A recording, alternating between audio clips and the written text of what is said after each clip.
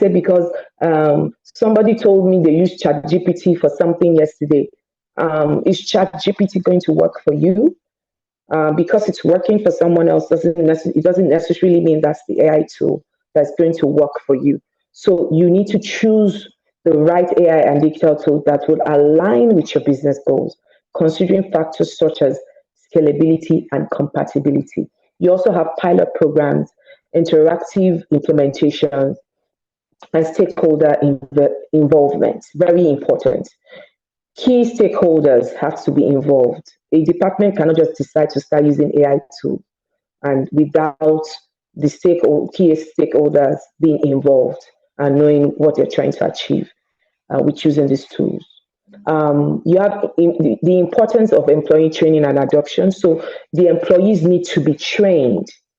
A lot of times, because for small businesses, they do not have enough manpower. So we tend to sometimes some small businesses tend to just bypass some processes and expect that they will still get great results. It doesn't work that way. If you do not have the right manpower to take the right steps to implement AI and digital tools in your organizations, you can always consult. There are consultants, there are HR consultants, there are IT consultants, technology consultants that can help you to, quickly do some analysis, give you a report, then you can then run with that. So employee training and adoption is very important. You need to train your employees to understand how to use these tools. They also need to understand, sometimes employees do not like change. They're used to a certain way of doing things. And when you come with this your new way, what's going on? So you need to implement effective change management strategies to address concerns and facilitate a smooth transition to AI and digital tools integration. So a business owner cannot just say, oh, we want to implement AI and digital tools, just implement. Without getting the buy-in of the employees. The employees will have questions, they will have concerns, and sometimes their questions and concerns are valid. And in the process of asking some of these questions, we're able to even find out areas where we might have overlooked in the process of trying to implement these tools. We also have considerations for ethical AI usage, transparency and communication, bias detection and mitigation, data privacy, compliance. We still have accountability structures and ethics training programs, which also falls under considerations for ethical AI usage.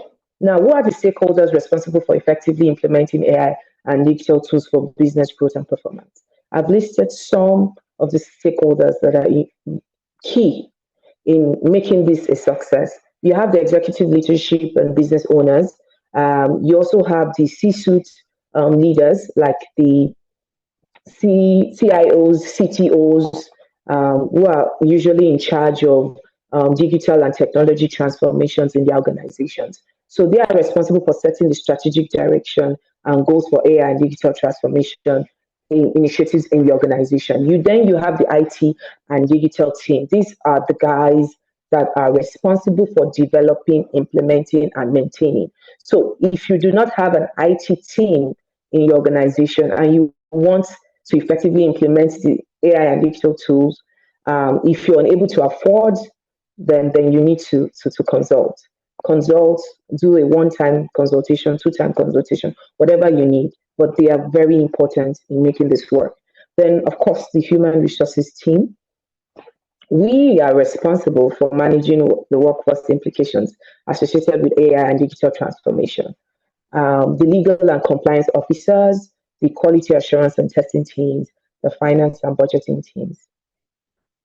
Now, like most situations, or new developments, there are usually challenges and risk, and then you have the risk mitigation. So it's important that you know the challenges and you're able to know how you're able to prevent those challenges from becoming major issues. So we have bias and fairness. For the challenge under bias and fairness, we have AI systems that can perpetuate biases present in training data leading to unfair outcomes. And that's why I mentioned earlier that even when you're using these tools, when they're giving you a result, it's still your responsibility to look through what has been presented to you and fine tune it to what you really want. Now, a lot of organizations now know when you use ChatGPT to develop a document. So it's and some will now tell you. For example, I was trying to apply for a fellowship recently, and part of the requirements was that um, the the documents being submitted must not be AI generated. You understand? Because I believe they have realized that people are now not taking advantage. You use AI tool, but you cannot even spend 15-20 minutes to review and edit so that it's you there's a part of you connected to what has been generated. So it's very important that we do this. So the risk mitigation for this is you implement rigorous testing for biases using diverse data sets and regularly audit models for fairness. We also have the concern of data privacy and security, job displacements, lack of transparency, ethical considerations. We also have the challenges and risk mitigation of digital tools implementation, which is quite different from those of the AI tools implementation. You have integration complexity. Implementing new digital tools often involves integrating them with existing systems and workflows, which can be complex and time consuming. So, in order to make this process easier, seamless, you need to conduct thorough planning and analysis to understand the integration requirements, prioritize and interoperability and compatibility when selecting digital tools. We have user adoption and change management, data management and governance, cybersecurity risks. In conclusion, the critical role of leveraging AI and digital tools for driving business growth and performance in today's digital economy cannot be overemphasized. Therefore, it is important for business owners to encourage the widespread adoption of AI and digital tools across the organization. By embracing digital transformation and harnessing the power of technology, businesses can achieve a wide range of benefits, including increased efficiency and productivity, enhanced decision-making capabilities, improved customer experience, competitive advantage in the market, and increased revenue. In conclusion, businesses that effectively leverage AI and digital tools will be better positioned to thrive and succeed in the digital economy, driving business growth and performance in the long term. Thank you. I also added a bonus slide here for those for lovers of ChatGPT, and so that you can see the different areas in which you can use ChatGPT to help you with your work.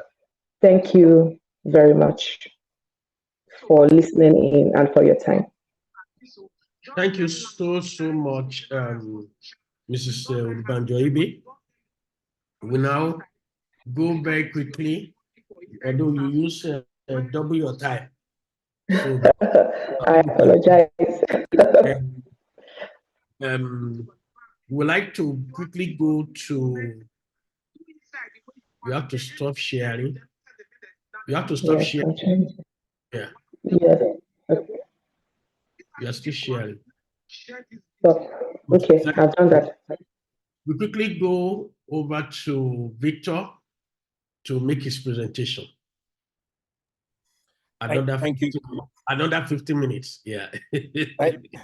Thank you very much. Not the 15 minutes like that of Dio. You speak. All right. Thank you very much. Truly a pleasure to be here. Good afternoon, good evening, good morning, depending on what part of the world that you are in. I'm just going to quickly jump into it, and thank you very much to the previous speaker for setting the ground, explaining some foundational things, which is very important.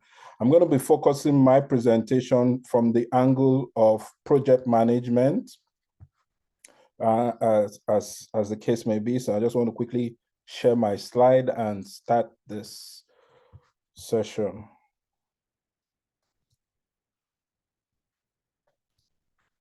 Please just confirm if you can see my slides, and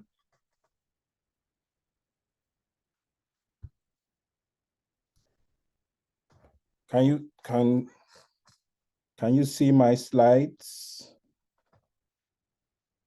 Yes, very clearly.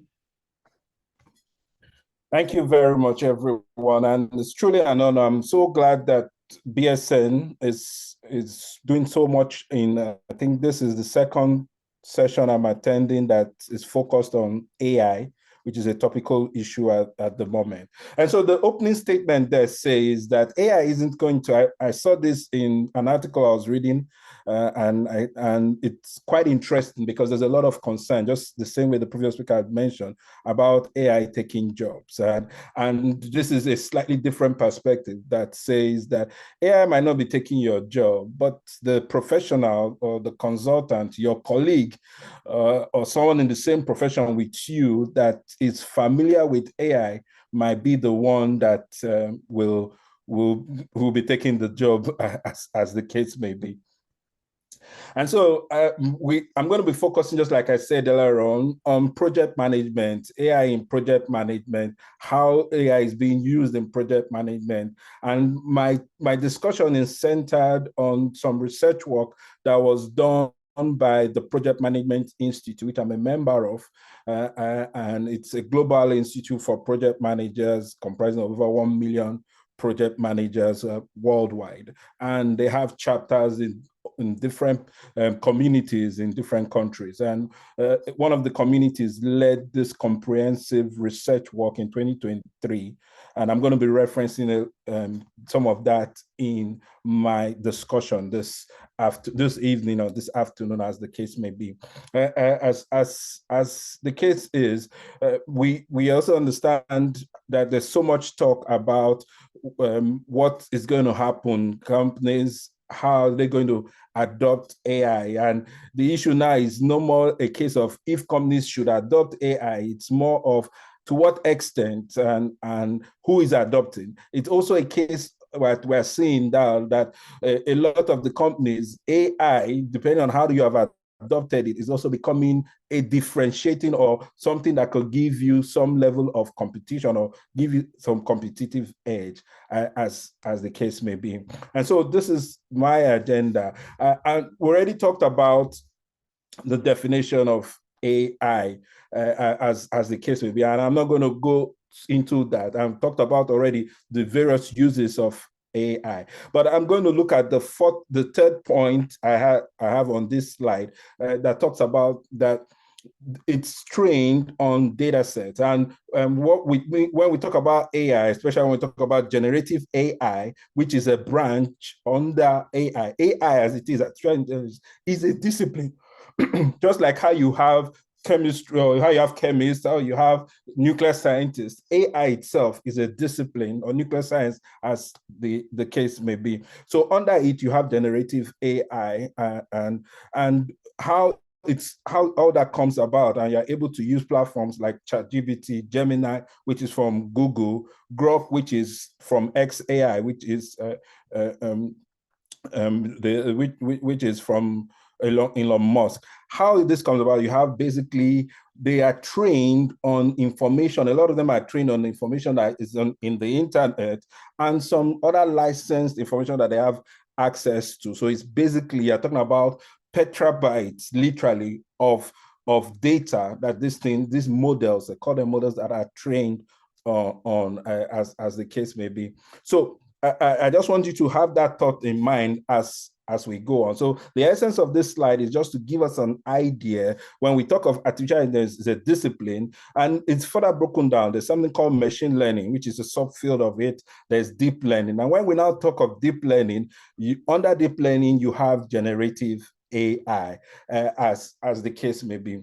So like the previous speaker talked a whole lot, and everybody is very familiar with ChatGPT, some of what they've done, and over time. And so, what GPT itself is generative pre-trained transformers, and it's just one of the models. So, one of the things to take note is that with AI and with this model, what you're seeing is there are other models. So other models, and these models are very expensive to develop. Imagine trying to train something on all the information on the internet.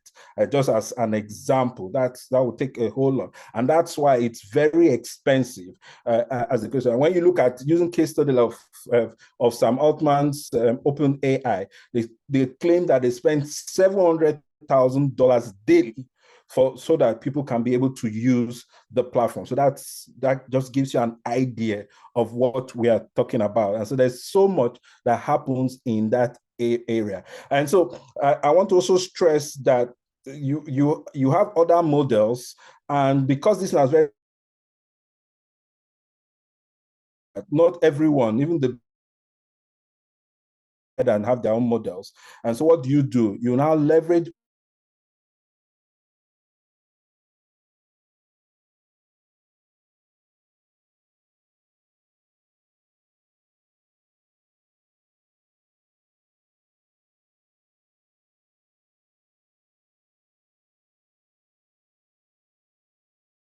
is like you're continuously increasing the model. I use AI as an example. Right now, when you go, the free version is GPT 3.5. That's the free version. You have 4.0, and you also have even what they call ChatGPT 4.0 Turbo, and these have different use cases. But where I'm going to is that all this model, like 3.5 was trained, I think, up to, is it March 2023? That's the information. What that means is that if you go ahead and ask ChatGPT a question that maybe what happened what's the latest about Trump's case, for example, he has a deadline to make certain payment, as it were, ChatGPT will not be able to provide you that information, to recommend that maybe you go onto the internet. So I just wanted us to take note of that, take note of how these models are built, and I'm trying not to go into too technical details. Models are built and how they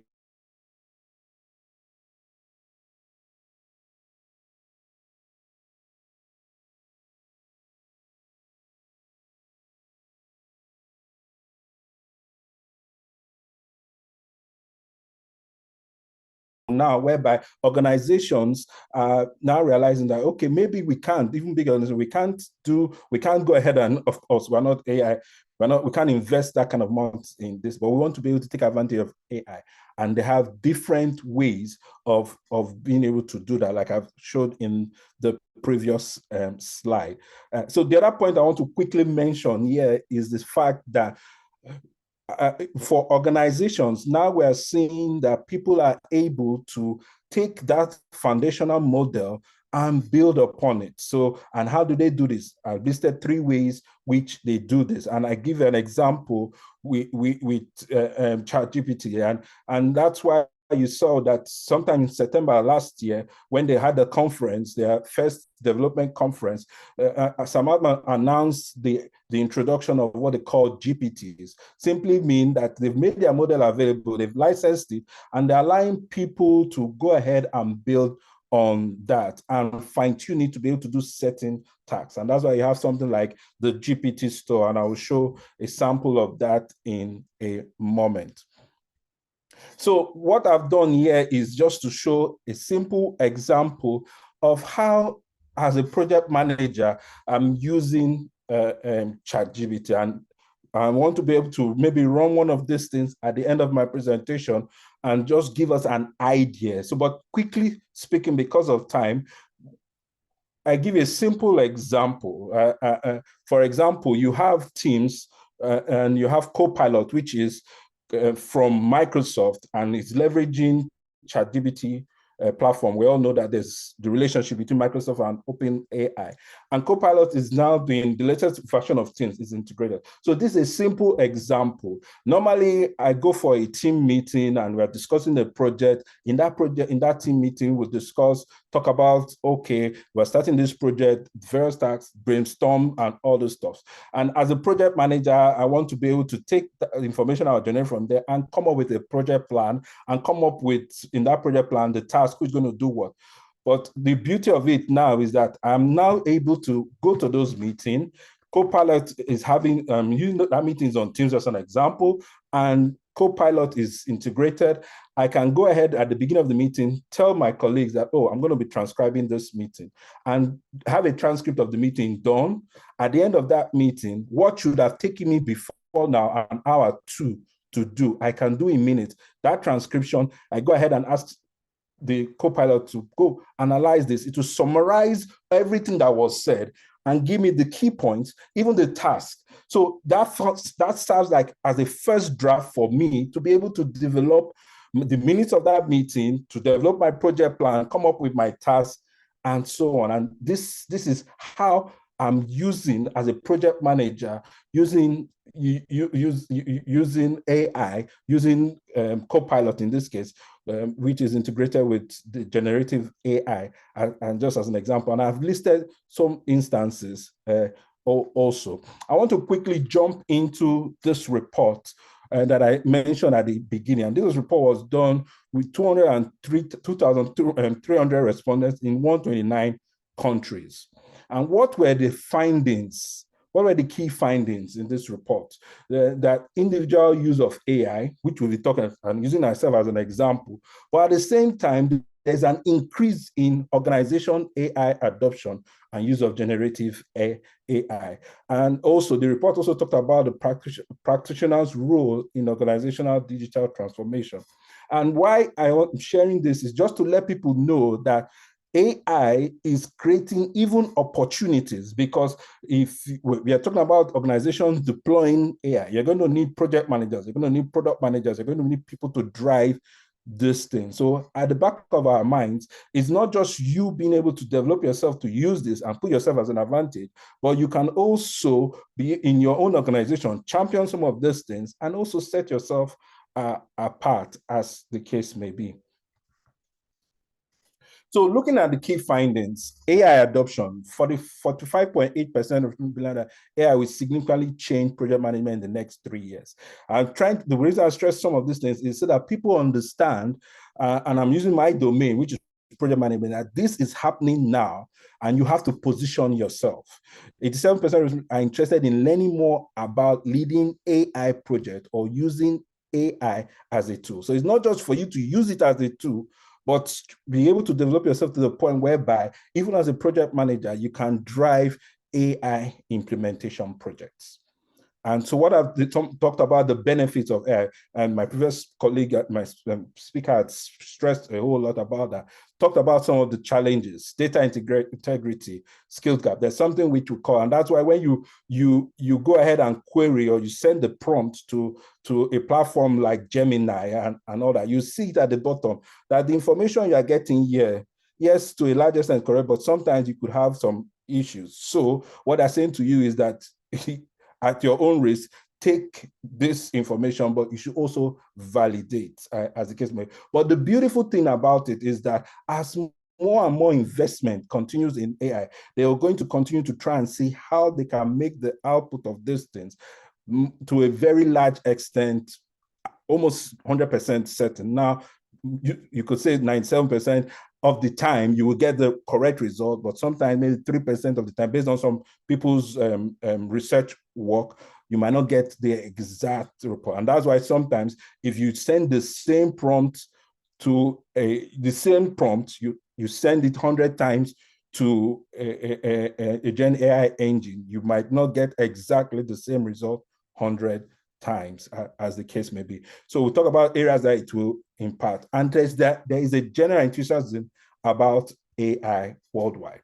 Now, regional highlights. I want to be able to just highlight from what you see on the screen. Africa, there is a growing determination to adopt AI. So if you are listening to me and you are in Africa, you are in Nigeria, this tells you that this is the time to jump in, irrespective of the fears one might have, jump in so that you can position yourself. You can see what's happening in the rest of the world. Some of them are already talking about, okay, policies. That's why you see in Europe, the European Union, and you see in the US always talking about policies and how can we ensure that this doesn't get into the wrong hands, people are not using it wrongly and stuff like that, you know. So recommendations for successful AI adoption in project management, they listed some of those recommendations as the case may be. When we have the slides, we'll be able to go through them. But it's also in line with what the previous speaker had said in terms of how we should be able to use AI. So some other things, there's that fear. Will AI cause people to lose jobs, or will AI cause some jobs to literally disappear? The sad truth is yes, but at the same time, it will go ahead based on some studies, and there are people are divided on this, and create jobs. This is not enough. This is not any reason for us to be worried, and that's why I have this statement here that say AI is revolutionary project management, and organizations must be prepared to adopt AI solutions to stay competitive. Both organizations and individuals, we have to adopt AI to stay competitive, as the case may be. And this is just a slide based on what Economic Forum's report last year, and giving you an idea of some jobs that are going to be that are declining. And I'm not going to spend time here, but I want to point out that, like I said, AI is also creating opportunities, and that's why if you have the opportunity to further your education, I believe that one can learn at any point in time, continuous learning. I've evolved continuously in my own learning. You should begin to look at this because there's continuously increased demand for these skills. Especially, you can see that more than 4 or 5 of them has to do with AI, robotics, data science, data security, cybersecurity. All these things are relating, because why? We're talking about a lot of data and we have to manage it. And even when we in our own organizations, and that's what you're seeing in organizations, whereby we take the capability of AI and fine-tune it, as the case may be. So quickly, I just want to use 5 minutes to just show us some things in terms of what AI is doing and how I'm using AI as an example. And I have some prompts that I've been playing with, as the case may be. Please, can you still see my screen? I'm on the browser now. Yes, we can. Yes, okay. We can. Okay. So Gemini is one of the platforms. Gemini was formerly called Google Bard, one of the platforms from it's by Google, as the case may be, formerly called Google Bard, and they've been in beta mode, but they've opened it to a lot of organizations. I'm not sure if people have access to it in Nigeria, but I say to people, even if you don't have access, maybe because of the region, you could use a simple VPN tool. There are free tools that will allow you to simulate that you're accessing it from maybe the US or something, and then you can begin to play with some of these things, as the case may be. So I have this prompt here, and I'm just going to show. It says, you are a friendly AI assistant for project managers. A new project manager is feeling overwhelmed by creating their first Agile project plan. Briefly explain the core Agile principles and then provide a step-by-step guide on how to create a basic Agile project plan for a software development project, including elements like user stories, backlog creation, and so on. And go ahead and just run this. Now, this is what, in this scenario, this person is a new person, but as a project manager, this is something that takes me hours to be able to do, sit down, come up and look at, okay, I'm trying not to go into so many terms, but there's an aspect called Agile project management. How am I going to run the project, sprints, and stuff like that? And this will go ahead and provide that information, says, don't worry, help provide your information. Core Agile principles. It tells me what are the core Agile principles, what are the step-by-step things I should do, sprint planning, remember this. And I can further now query the and say, based on information provided of a plan and agile plan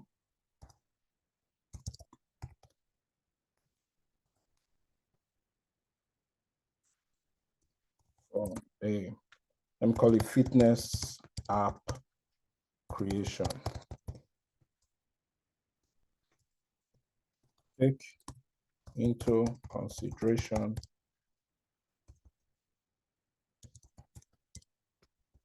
release dates, just as an example, just bringing this out from my head. And you can see that based on what it told me, is now okay, agile plan for fitness operation with target release dates. This is a sample. And I can now take this, go through it. Remember, like I said in the beginning of my presentation, this will serve as a first draft for me. Now it has told me how to go about this. I'm used to doing this. I said, okay, take this information, and then I'm able to tweak it. And what has this happened? Just in 30 seconds, I've generated this. What this process alone normally would take me an hour because I have to brainstorm, discuss with the team and all that. But I have this as a guide. I've done some preliminary work, and as the case may be. And another example I have here quickly as I round up is in project management. We talk a lot about, and let me do this on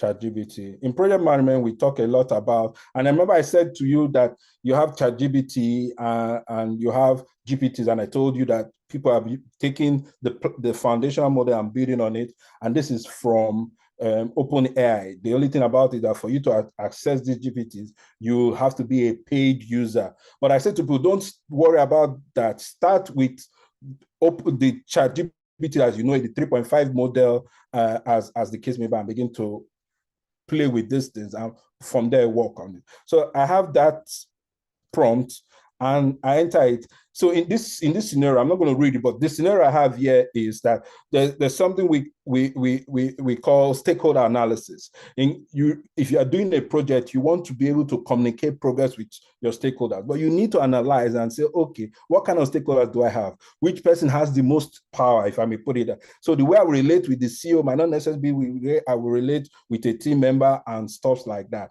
So it's called stakeholder analysis. You have to come up with a table so that it gives you an idea and say, okay, how do I relate with these people? Because the more powerful person is the one that has the most power, that can either kill my project or cause my project to be able to be successful, as the case may be. So I have this prompt and I can run it.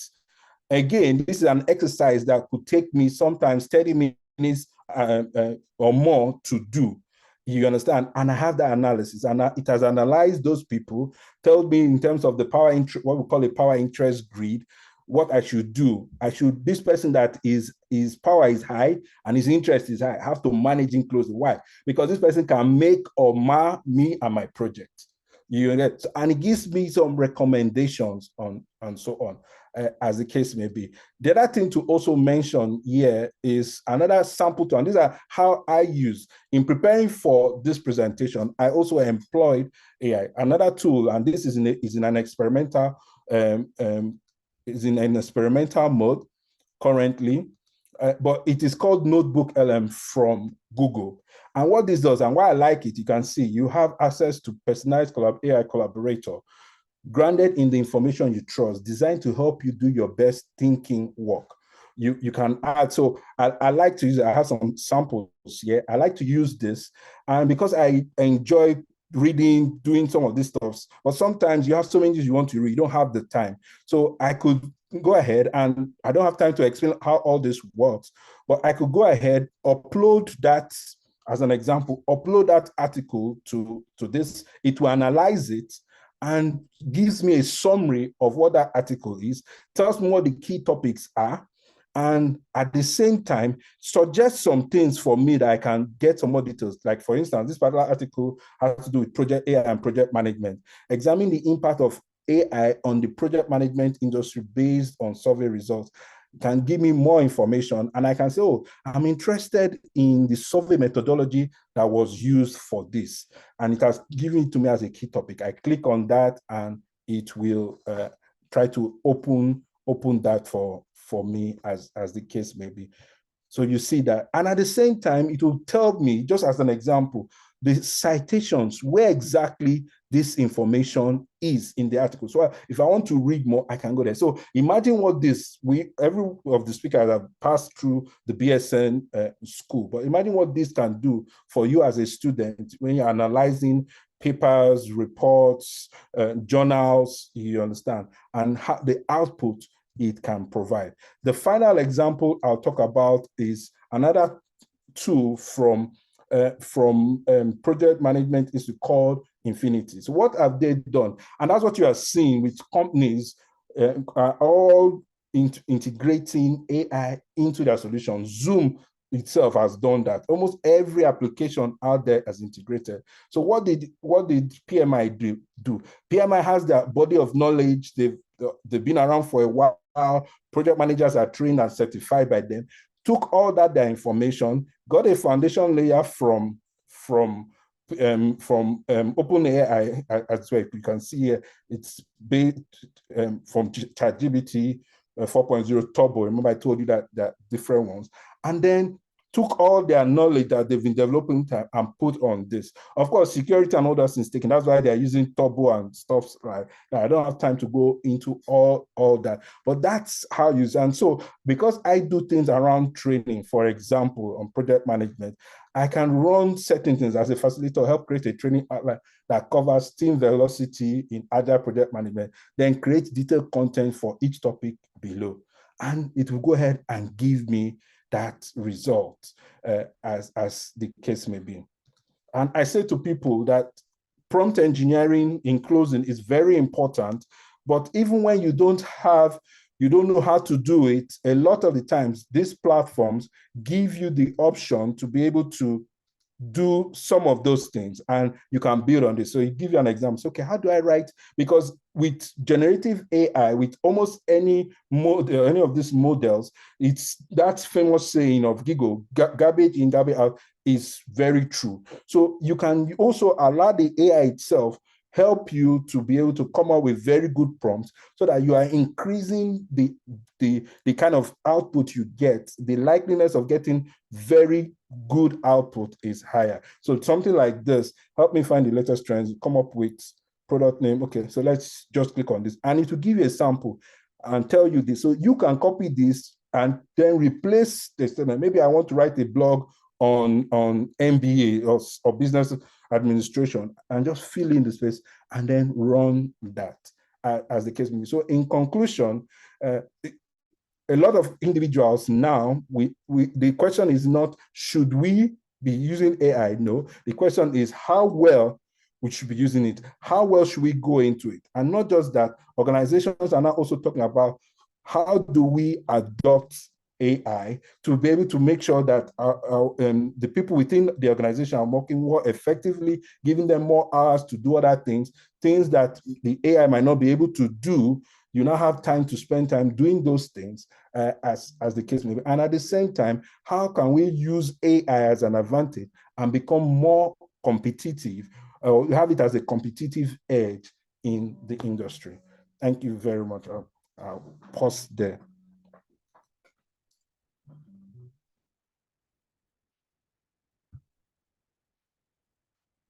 Hello. Yes, please. Thank you. Yeah.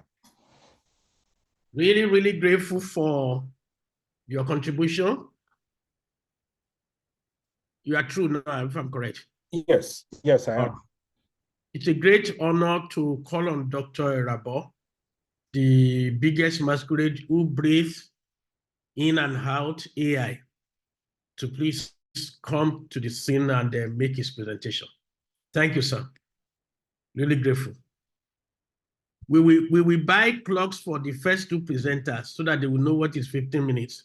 Okay,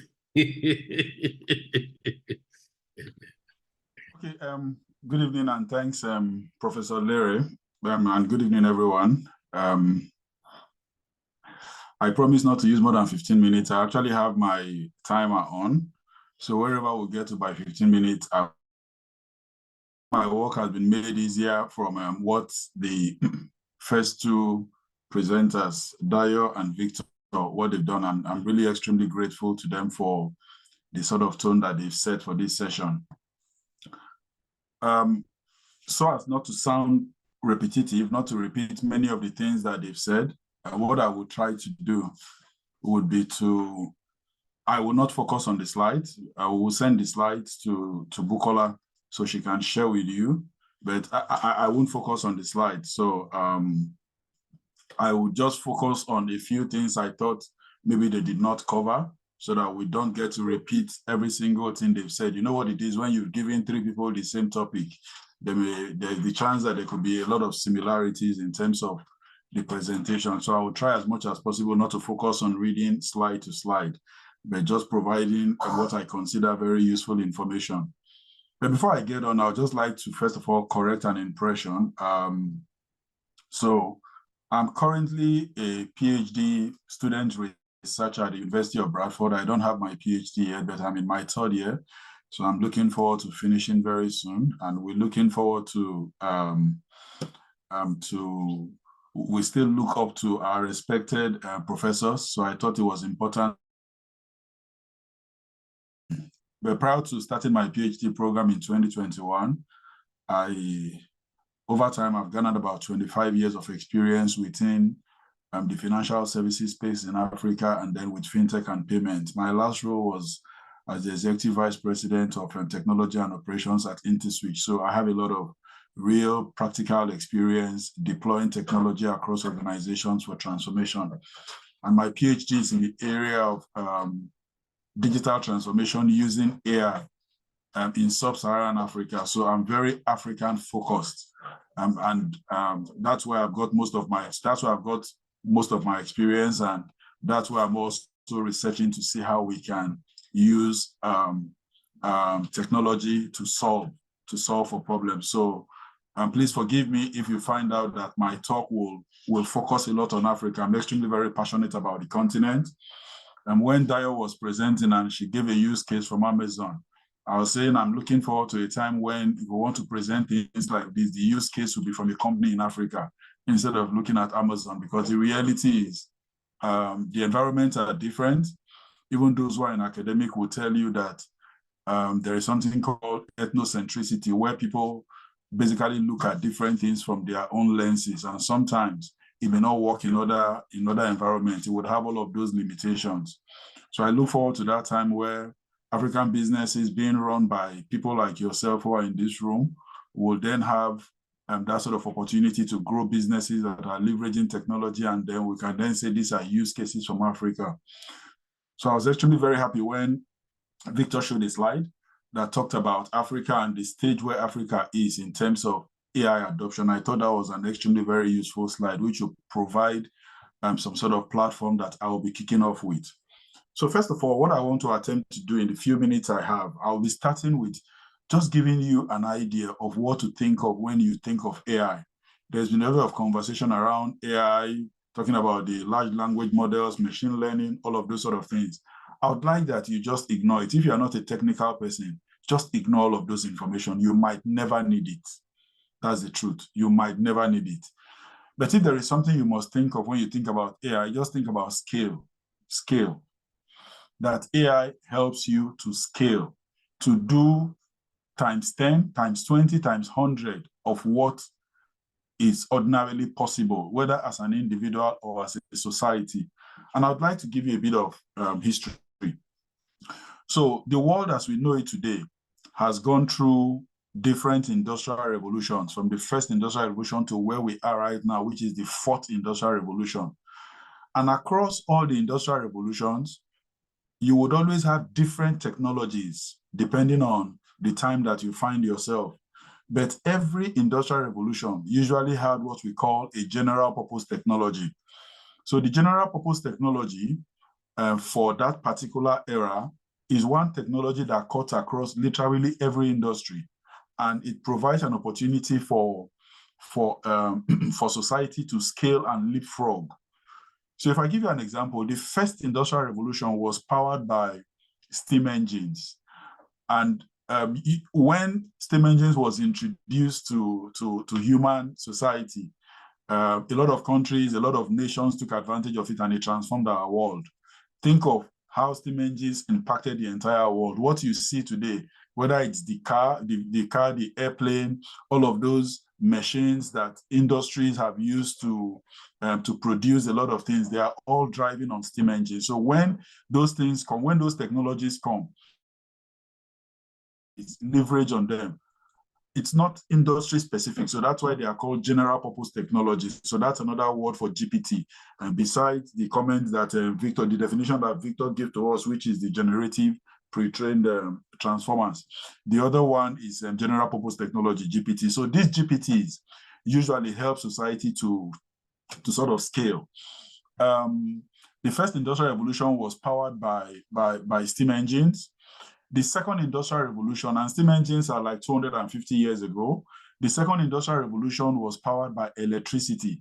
So electricity was the general purpose technology of the second industrial revolution. And just imagine the sort of impact that electricity has had on human existence.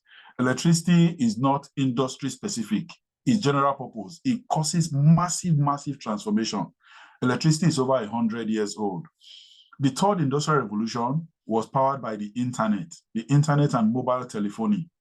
So that's what powered the third industrial revolution. There are many technologies in the third industrial revolution, but the technology of the internet and mobile telephony was that GPT that helped to power that era. It's been generally agreed, and that's why AI is getting that much attention, that the GPT for the fourth industrial revolution, it's actually AI. So artificial intelligence technologies will be that technology that is powering the fourth industrial revolution.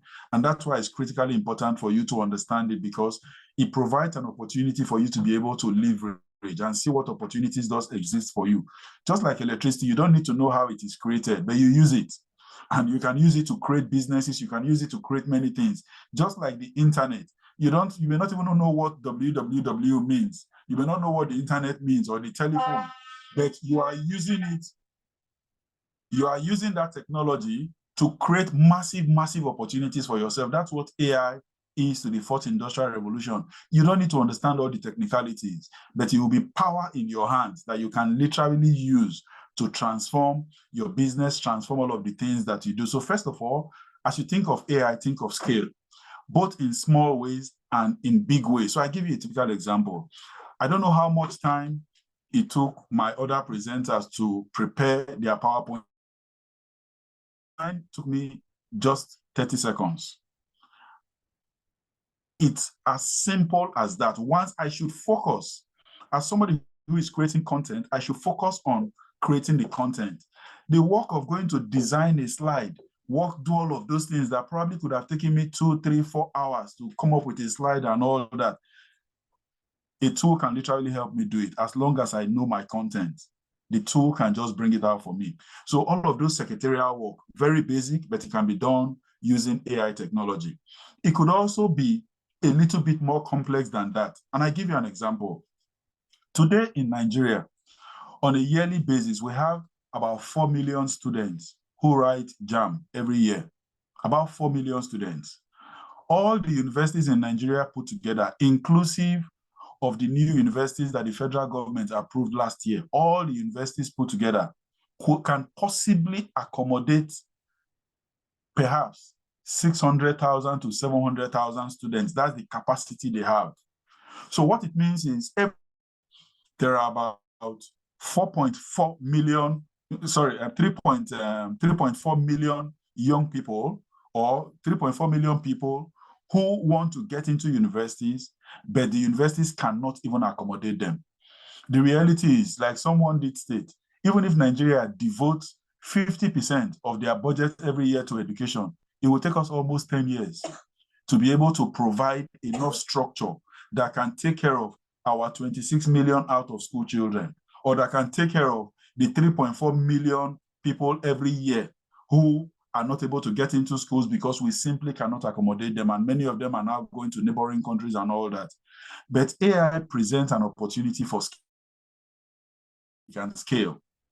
We can provide personalized schools that people can get on their phones, can get on their computers, and they can literally go through a curriculum, go to school with a lecturer that is talking to them, and they can actually ask questions. I'm not even talking about things like Coursera or edX, that you just go there and then you just listen to the lectures and that, or you can literally, using AI technologies, be able to go to school. You will ask your lecturer a question, the lecturer will speak back to you.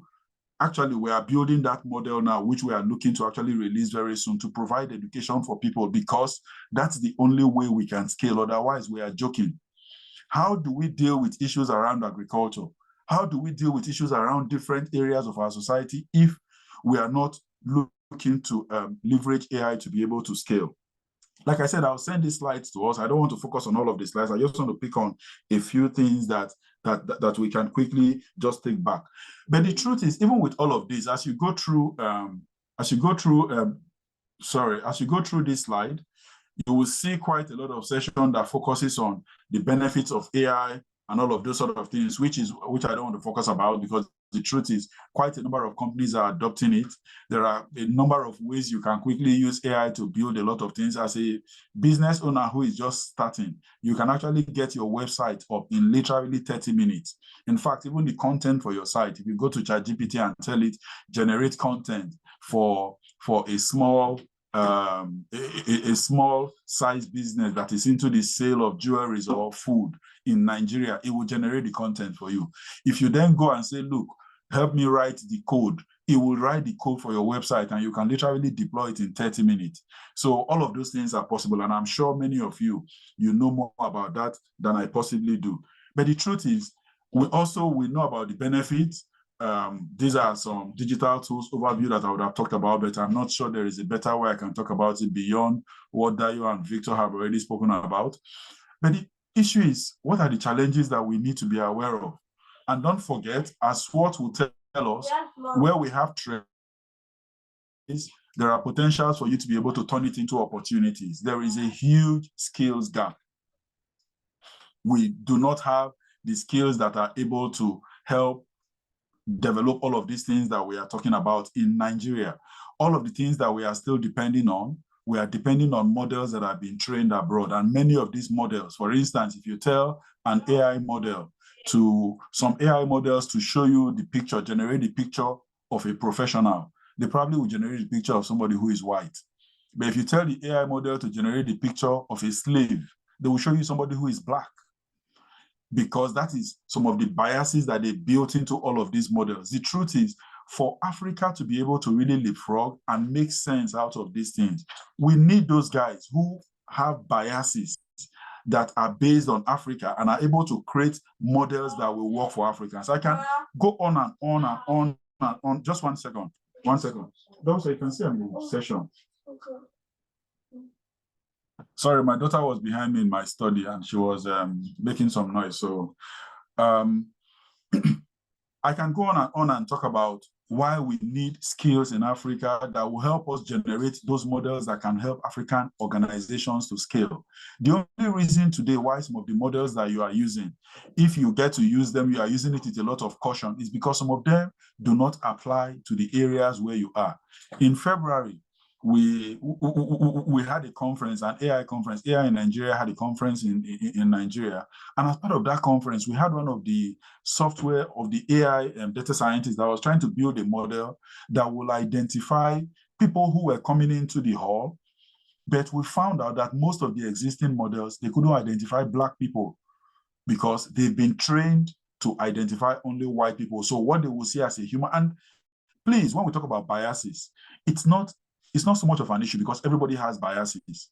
If you ask some of us here now to describe somebody who is poor, there is the way you would describe a poor person based on your biases. If we ask you to describe who is rich, there's the way you would describe it based on your biases. So in most of these other places where they are developing all of these models, they have built those biases based on what they know and what their environment calls for. But we need some of those things in Africa where we are able to build things that we can domesticate for our industries and for our people, because that is what will spur the growth. Finally, and because I promised to keep to the 15 minutes and it's just about 40 seconds left, in terms of recommendations, I mean, you can read all of these slides. Look for little ways where you can adopt AI for the work that you do. Look for areas in customer service, for instance. There are easy models that you can quickly deploy, use cases that you can deploy. Try to think a bit more about data, looking at how you can automate your business processes. The first two speakers have spoken a lot on that already, so I don't want to repeat that. But I'd like to stop here. I didn't go through all the slides. I'll send it to you and hope that if you've got any questions, we can then take it up from there. But I do hope that this time has been useful to you. Thank you. On the dot of 15 minutes. Over to you, Professor Lere. Wow. You are the best. You are so disciplined with time that I wish I should give you 15 more minutes. And you are just flowing. You have so much. We can arrange for specific program that take hours, and you can be part of the faculty. Thanks so much. I really appreciate the presentation of the three of you. From Dr. Rabo, who has tried to correct me. When somebody is on the third year of a doctorate degree, he already has it. So as far as I'm concerned, you are Dr. Rabo. So, and that's the way we would like to have it. Thanks to Adedayo as well as Victor for very beautiful presentation. And I'm particularly happy for the fact that they have been able to explain in details to us. I had them say some things. I put down some jottings. They did mention the need for us to use AI and digital tools to sustain growth and competitiveness. And even Dr. Rabot spoke to us about ethnocentricity, particularly of those who are developing a number of different things. And the participation of our people, like him in Africa, we enable that when we therefore want a visual of a slave, it will not be black, definitely. And we also spoke about the marriage of AI, tech, and digital tools, provide opportunity for organizations to streamline processes, customer experiences, and drive innovation in previously unimaginable ways. They spoke about the fact that the ability of AI to offer business valuable insights into consumer behavior, market trends, and operational efficiency. No wonder CRM is one of the top ways in which AI is being used today. It's also been able to use AI-driven analytics to make informed decisions, predict future outcomes, and personalize offerings to meet specific needs. They spoke about optimization of workflow for increased productivity, and it enables us to work smarter, faster, and more efficiently. They were also able to speak around how it could unlock new growth opportunities and how it could be used to adapt to changing market dynamics and drive sustainable growth into this competitive business landscape. I remember Victor did mention the fact that it will not take our job, but professionals who are using it will take the job of other co-professionals who are not using it. So if you want to continue with the 17th century model, you may continue. It's just that your market will be dwindling. And those who are embracing AI will be expanding their market. Then they also spoke about necessity for business looking to thrive in the digital age, that it is important that we strategically adopt AI and digital tools. By leveraging AI tech and digital tools, we will be able to unlock our full potential, drive innovation in our businesses, be in a position to position ourselves for the purpose of long-term success and growth in an ever-evolving marketplace. This program has been brought to you, Business School Netherlands, where you study in any part of the world, including Nigeria, and then you graduate along with other global graduates in the rest of the world. This is a typical picture of our graduation in the Netherlands. We score as high as about 80% satisfaction rate, and we have over 7,000 graduates so far, and we have recorded about 80% satisfaction rate. Every year, we take between 350 to 400 students input, that comes into the school. And our flagship product is essentially the Action Learning, Traditional Action Learning Executive MBA and Executive MBA. We also have 30+ series of mastering programs, mastering in finance and accounting, and we are introducing mastering programs on AI and digital tools as well. Where BSN ranks among the world's best 10 MBA schools, and we have worldwide accreditation. We also have ABS, BSP, Anthea, FIBA, and Co. Accreditation, I must have seen from the visual. So we are happy to state that we have alumni population in excess of 7,000. I'll be meeting in South Africa this May. Total number of students worldwide in any material time. Either you are in first year or second year or third year, it's about 950+, at times in excess of 1,000. And about 87% of students who come to our school, they graduate. And so that's a beautiful thing that we have been able to do. Like I did mention to you, when it comes to online MBA ranking, we're number 8 globally.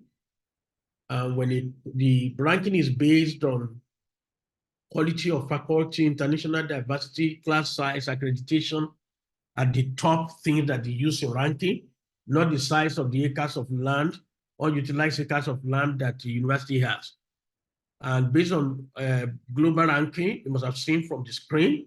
And if you can find my, what I call my pointer, you will see that Business School Netherlands is up there. You can see it. 1, 2, 3, 4, 5, 6, 7, 8, 9, 10. It's on the top 10 worldwide on global MBA ranking. And in terms of Taiwan, it's also in Taiwan. And so this is a thing of great joy to us. We are extremely happy to know that we fall under the Taiwan as a timeless excellence, because we have been here constantly for about 8 years now. And we're able to remain in the top world ranking, and accreditation, global accreditation, have made it possible for you to read in any part of the world and use as a certificate to work either in the Netherlands, in UK, in Spain, in France, in Australia, in South Africa, in Canada, in China, in United States, in Brazil, in Nigeria. Today's program has been specially arranged by Bukola Ayeri. And in case you want to run our MBA, do not hesitate to actually give her a call or send her an email. And I've made this available so that you could snap it. My slides will also be available to everybody. So like I did mention to you, we want to use education as a powerful weapon to transform the world. We also want to use education to transform you as a person. And it should lead to your personal reinvention and lead to professional reinvention. Our takeaway that knowledge is of no value unless you put it into practice. So we want you to at least take some actions based on what you've learned today, even though we've been together for just less than 2 hours. Remember that intelligent people solve problems, but wise people prevent problems. Our takeaway is that information with inspiration without application leads to frustration. But information with inspiration plus application will always lead to transformation. So I want you to combine the information you gathered today with inspiration that have been stimulated in you, and the application of some of the ideas you've learned today will lead to transformation of yourself and the environment where you find yourself. And the big distance between your dreams and the result that you desire is in action. We'd like you to take action today, and we want you to please remain bright, brave, bold, beautiful, and brilliant. Always remember that learning it's an opportunity to have a passport to extraordinary transformation in your life and in the environment you find yourself. It empowers you to shape your destinies and enable society to evolve towards a brighter future. Before we go, finally, we would like to take questions. And there are some questions here. Coincidentally, our presenters are here. I would please want to plead that you allow Victor to take his, to handle his answers. And then before the other presenters, he's supposed to make a presentation almost an hour ago, and it was pushed forward for him by an hour. That 1 hour remains about 10 minutes now. So if you look at the Q&A, you'll be able to see some questions. Let me see if there are questions. There are questions like, apart from anonymous attendees, apart from Gemini, what other GPTs did you mention, Mr. Victor? Then another question is like, I would love to work with your wealth of experience with African businesses and employing digital technologies to scale. So I think he's directing that to Dr. Irabor. So Victor, would you like to, if there are other questions, please let us know. Please put your questions in the Q&A box, and then we will read it out to the presenters. Thank you. Over to you, Victor. Is Victor there? Okay. It appears Victor is there, has joined us, but I think he may be preparing for the next. So let's ask Dr. Irabor to please answer the question. Okay. Yes, thanks a lot, Professor LB. But the person said he would just like to work with me to understand how we work with African businesses to scale through digital technology. So maybe my answer would just be to say, if you can reach out to me via LinkedIn, perhaps we can then explore opportunities to be able to engage in terms of what you really want. Yeah, so Ehia Irabor on LinkedIn, please just reach out to me and we can take it from there. Okay. Because it's anonymous, so maybe you put LB there as the person who wrote it. I don't know the person who wrote it, but since the person refused to show name, just put LB. And the person would like to work with you across Africa on digital technology, particularly app service deliveries. All right.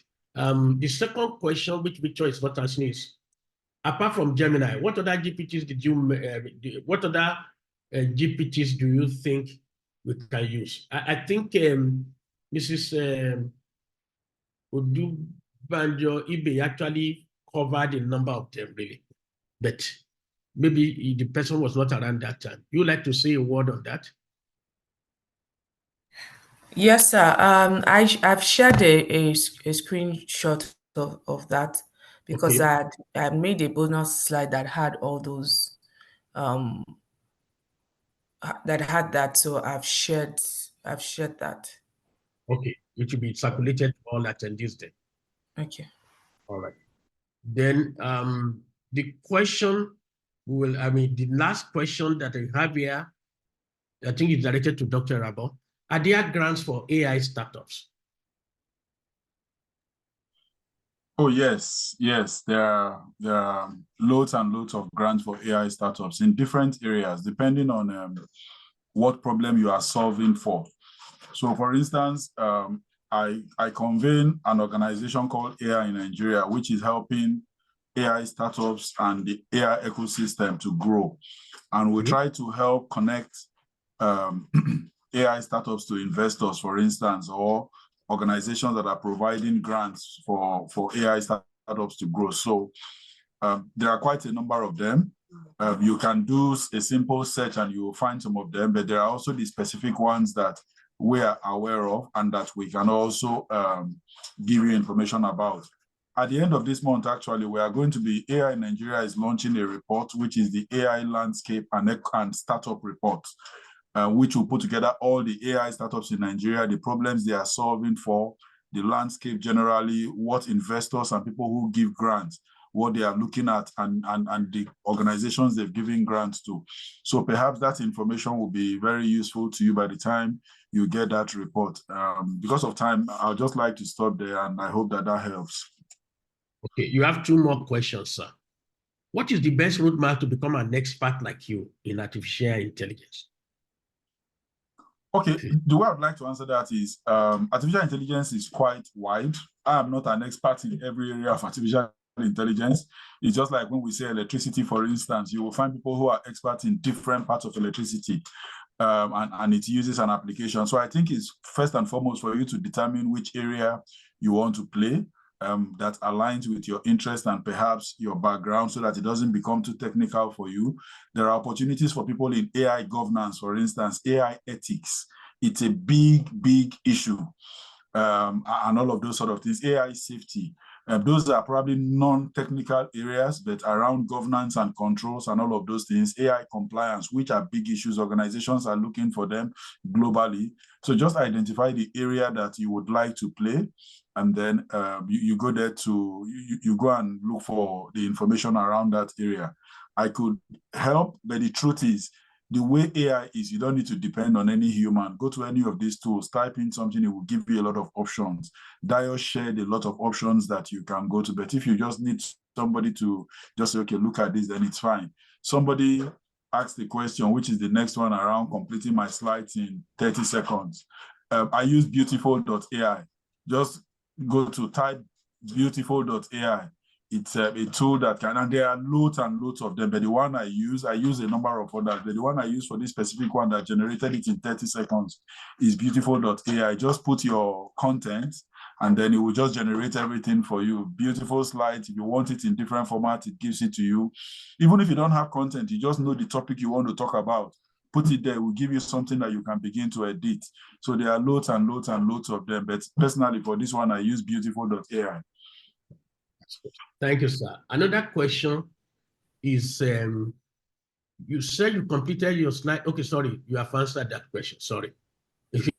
Share the tools you said, beautiful. God bless you, real good. I think we've answered virtually all the questions that are here. On that note, I would like to call on my mentor here, Buki, to please say a vote of thanks to our attendees and to our eminent speakers who have been kind enough to be here. God bless you. Thank you. Over to you, Buki. All right, thank you very kindly to our delectable CEO, Professor Lori Bale. Thank you so much for the support. But most importantly, I'd like to especially thank our facilitators for the sacrifice, for your time, for the preparation, for the planning. It has been a whole lot. And if we are to pay you, maybe we'll be paying you in thousands of dollars. I want to say thank you for a beautiful presentation that you have done today. And to all the attendees, without you, everything we have done today might not be complete, won't even be complete. Thank you for joining us. And yes, because you stayed all through, we'll send both the slides and the recording to you via email. So please look out for these things by next week, Monday. Thank you so much, everyone, and do have a beautiful weekend. And if you have any question in regards to BSN, MBA, or other programs, kindly reach out to me via email or phone, as you can see on the screen. And we also offer corporate trainings and also group training. So anything we want, we can customize it for the benefits of the organization. Thank you, everyone, and do have a lovely night. Thank you. Bye. Thank you. Thank you, Bukola. Thank you, Sir LB. God bless you, real good. Enjoy yourself. Thank you, everyone. Thanks, Victor. Thanks, Dr. Rabo. We are really, really grateful. God bless you all.